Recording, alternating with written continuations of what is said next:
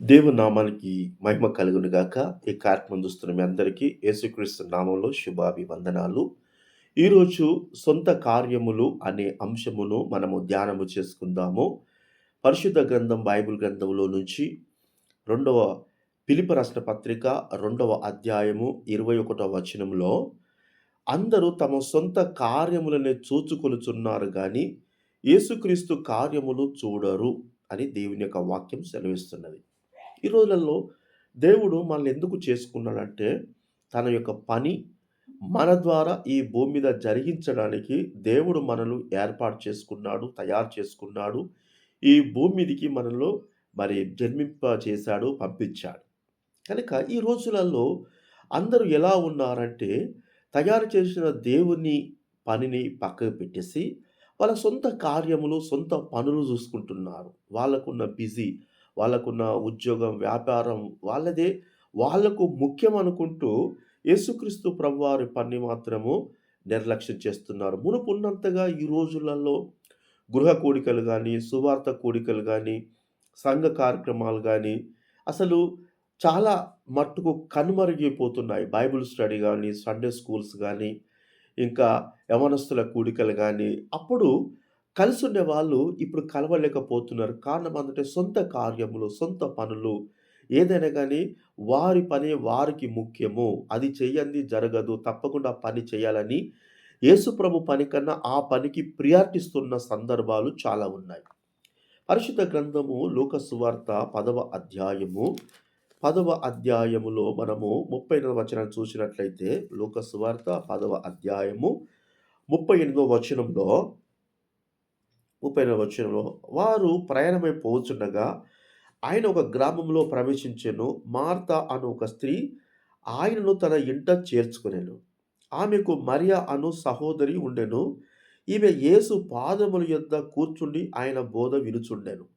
Martha విస్తారమైన పని పెట్టుకొనుట చేత తొందరపడి ఆయన యొద్దకు వచ్చి, ప్రభువా, నేను ఒంటరిగా పని చేయుటకు నా సహోదరుని విడిచిపెట్టినందుకు నీకు చింత లేదా? నాకు సహాయం చేయమని ఆమెతో చెప్పమని. అందుకు ప్రభువు, మార్త మార్త, నువ్వు అనేకమైన పనుల గురించి విచారం కలిగి తొందరపడుచున్నావు గాని అవసరమైనది ఒకటే, మరియ ఉత్తమమైన దాన్ని ఏర్పరచుకొను, అది ఆమె యొద్ద నుండి తీసివేయబడదని ఆమెతో చెప్పాను. ఈ యొక్క స్క్రిప్చర్‌లో చాలా విషయాలు మనకు దాగి ఉన్నాయి. యేసుక్రీస్తు ప్రభువారు ప్రయాణమై పోవుచున్నప్పుడు అక్కడ ఇద్దరు అక్క చెల్లెలు ఒక గృహములో ఉన్నట్టు మనము చూడగలుగుతున్నాం. ఇక్కడ ఆ గ్రామంలోకి యేసు ప్రభువారు వచ్చినప్పుడు మార్త అను ఒక స్త్రీ, ఒక సహోదరి ఏం చేసిందంటే, ప్రభువా, మా ఇంటికి కూడా రండి అని చెప్పేసి యేసుక్రీస్తు ప్రభువారిని ఒక గెస్ట్‌గా ఆహ్వానించింది. ఆహ్వానించిన తర్వాత ప్రభువారు కూడా సంతోషంగా ఆమె ఇంటికి వెళ్ళినట్టు మనం చూస్తున్నాం. ఇక్కడ మరి ఆహ్వానించిన ఆమె పనులు చేస్తున్నది. ఇక్కడ ఇంటికి సేవకుడు లేదా మరి దేవుడొచ్చిండు అనేది గమనిస్తలేదు. ఈరోజు కూడా చాలామంది దైవజనులు కూడా ఇంటికొచ్చింది కూడా గమనించరు. వాళ్ళ పనులు వాళ్ళు చేసుకుంటున్నారు. అంటే దాని వాక్యం ఏం చెప్తున్నది? అందరూ తన సొంత పనులు చూసుకుంటున్నారు. ఇక్కడ ఏం జరుగుతున్నది? ఆమె సహోదరి యేసు పాదముల యొద్ద కూర్చుండి ఆయన బోధ వింటాంది. అంటే పిలిచిన వ్యక్తి ఏమో పనుల పైన ఉన్నది, బిజీగా ఉన్నది. యేసు ప్రభును ఆహ్వానించకుండా యేసు ప్రభుతో సంబంధం లేని వ్యక్తి అయితే యేసుక్రీస్తు ప్రభువారు పాదం మీద కూర్చొని బోధ వింటున్నది. చూడండి. అంటే ఈమె సొంత కార్యముల మీద మనసు పెట్టట్లేదు. ప్రభు ఏమి మాట్లాడతాడు, ఏమి సెలవిస్తున్నాడు, ఏమి చెప్తాడని తెలుసుకోవడానికి ఈమె ఇష్టపడుతున్నది. ఈ రోజుల్లో ఇలాంటి వాళ్ళు చాలా అరుదు, తక్కువ. స్త్రీలంటే ఎప్పుడు పని, పని, పని అనే వాళ్ళే ఉన్నారు స్త్రీలు గాని, ఈ మరియ మాత్రము పని ముఖ్యము కాదు. ఈ బోధ ముఖ్యము. దేవుని మాటలు ముఖ్యము. ఈరోజు చేసే పని రేపని చేసుకోవచ్చు కానీ, ఈరోజు వచ్చిన ప్రభు, ఈరోజు ఆయన మాటలు మనం వినాలి. ఈరోజు ఆయన బోధ వినాలని చెప్పేసి మరియ యేసు ప్రభువారి పాదం మీద కూర్చున్నది. అప్పుడు మార్త ఏం చేసిందంటే, మార్త విస్తారమైన పని పెట్టుకొని చేత తొందరపడి ఆయన యొద్దకు వచ్చి, ఈ విస్తారమైన పని పెట్టుకుంటే తొందర ఎక్కువైతా ఉంటది. పని కావాలి, కావాలి, కావాలి.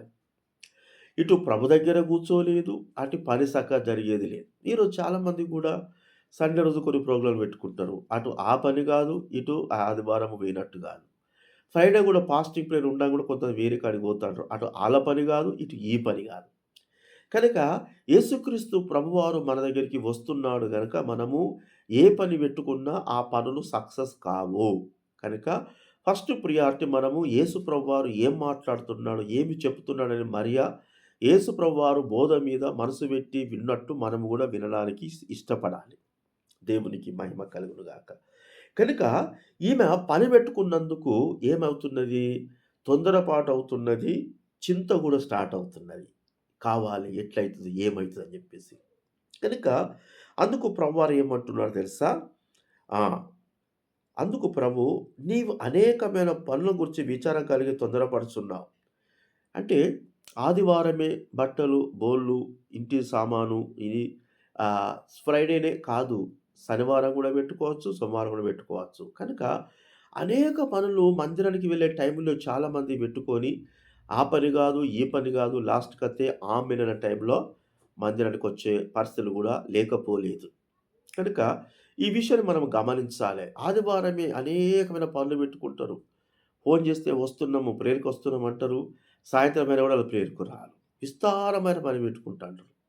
ఇంకా సజెషన్ ఇస్తుంది. "ప్రభువా నీకు చింత లేదా?" అంటున్నది. అంటే ఎదుటి వ్యక్తిని కూడా ఆటంకపరుస్తున్నది. ఒక క్రైస్తవ జీవితంలో కలిగిన వ్యక్తే ఇంకో క్రైస్తవులకు ఆటంకంగా ఉంటున్నది.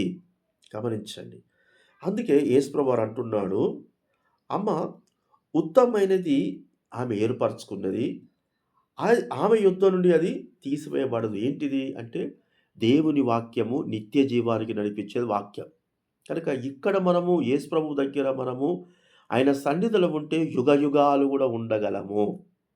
అంటే అది తీసివేయబడని సన్నిధి. కనుక అది అవసరమైనది. దేవుని దగ్గర ఉండడము, దేవుని సన్నిధిలో తెలుసుకోవడము, పరలోకంలో ఉండడము అది అవసరమైనది గానీ, ఈ ఇంటి పనులు, వంట పనులు అవసరమైనవి కావు. అంటే ఇక్కడ మార్త ఏం చేస్తున్నది? సొంత కార్యాలు చూస్తున్నది గానీ దేవుని పని చూడట్లేదు. ఈరోజు కూడా చాలామంది అదే సొంత పనులు చేసుకుంటూ తొందరపాట్లు పడుతున్నారు. ఎదుటోళ్ళు అంటున్నారు. ఎదుటోళ్ళు బాధ పెడుతున్నారు. కనుక ఇంకా యా యాకోబు రాసిన పత్రిక 3వ అధ్యాయము 2వ వచనములో యాకోబు రాసిన పత్రిక, యాకోబు రాసిన పత్రిక 3వ అధ్యాయం 2వ వచనములో అనేక విషయములో మనము అందరం తప్పిపోచున్నాము. ఎవడైనను మాట యందు తప్పిన యెడల అట్టివాడు లోపం లేనివాడై తన సర్వస్వము స్వాధీనపరచుకొనగ శక్తి గలవాడు అవును. అంటే మనము అనేకమైన విషయములో తప్పిపోతున్నాము అంటున్నాడు.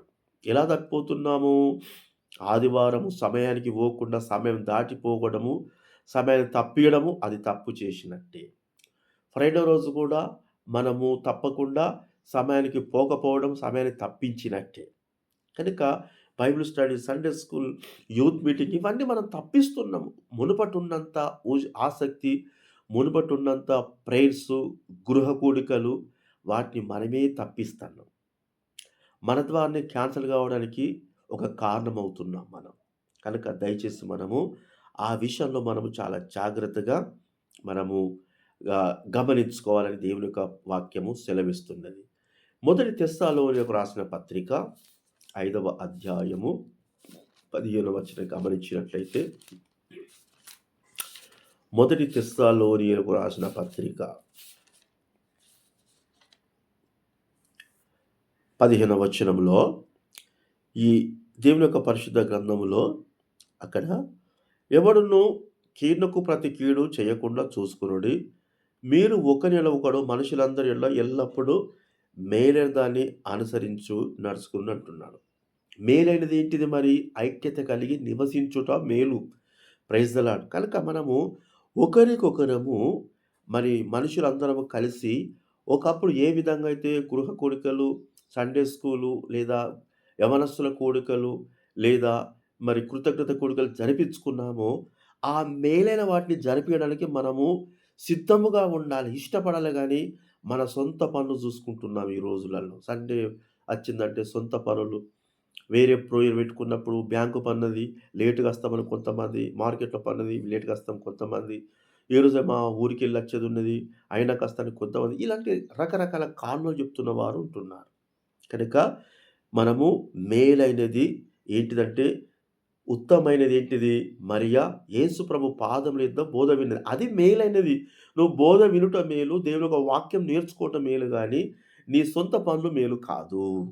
ఇంకా ఎడతెగక ప్రార్థన చేయడి. మనం ఎడతెగక ప్రార్థన చేయాలట. ఈ రోజులలో గొలుసు ప్రార్థనలు, ఆల్రెడీ ప్రేయర్స్ ఇవన్నీ చాలా కనుమరుగైపోతున్నాయి. నెక్స్టు ప్రతి విషయమునందు కృతజ్ఞతాస్తుతులు చెల్లించుడి. ఇలాగ చేయుట క్రీస్తు యేసు మీ విషయంలో దేవుని చిత్తము. ఆత్మను ఆర్పకుడి. దేవుని యొక్క పరిశుద్ధాత్మను మనం ఆర్పద్దంటే, మనము మరి మార్త అయితే ఏం చేస్తున్నది? మరియ ఆత్మను ఆర్పాలని చూస్తున్నది. అయ్యా! చింత లేదా పంపించమంటున్నది. అంటే ఎదుటోళ్ళని డిస్టర్బ్ చేయడం, వాళ్ళు చేస్తున్న ప్రేయర్‌కు ఆటంకపరచడము, ప్రేయర్‌కు పోకుండా ఆ పనులు పెట్టడము, పనులు అప్పజెప్పడము, అభ్యంతరపరచడము ఇది మనము చేయొద్దు. ఇది విషయంలో మనం చాలా జ్ఞానంగా మనం ఉండాలని దేవుని యొక్క వాక్యం సెలుస్తది. మరి కింద మాట ప్రవచించుటకు నిర్లక్ష్యం. నిర్లక్ష్యం అనేది కూడా మన జీవితంలో అది పెద్ద సాతాను లాంటిది. విడిచిపెట్టాలి నిర్లక్ష్యం అనేది. పోదాం మెల్లగా పోదాం. 8కి ప్రేయర్ అనుకో, 9కి పోతే ఏమైతది? అందరూ అప్పుడే వత్తారా? అందరొచ్చిన తర్వాత పోదాము. ఇట్లా నిర్లక్ష్యం మనం చేయకూడదు. మనం చాలా జాగ్రత్తగా మరి అయితే యేసుప్రభు దగ్గర ఉత్తమమైనది ఎన్నుకున్నట్టు మనం కూడా దేవుని దగ్గర ఒక్కరైనా మంచిదే. మరి అయితే ఒక్కతే కూర్చున్నది. మనం కూడా ఒక్కలమైనా మంచిదే. దేవుని సన్నిధిలో మనం దేవునికి కనబడాలి. మేలనేది మనం తీసుకుంటే అది మన నిత్య జీవంలో మన దగ్గరికెళ్ళి తీసివేయబడదు. అంత గొప్ప ఆధిక్యత దేవుడు మనకిచ్చిండు. కనుక మనము సొంత కార్యముల విషయంలో జాగ్రత్తగా ఉండడానికి ఇష్టపడదాం. కొద్ది మాటలు ప్రభు మన వినికిడిలో దీవించును గాక. Praise the lord. Thank you.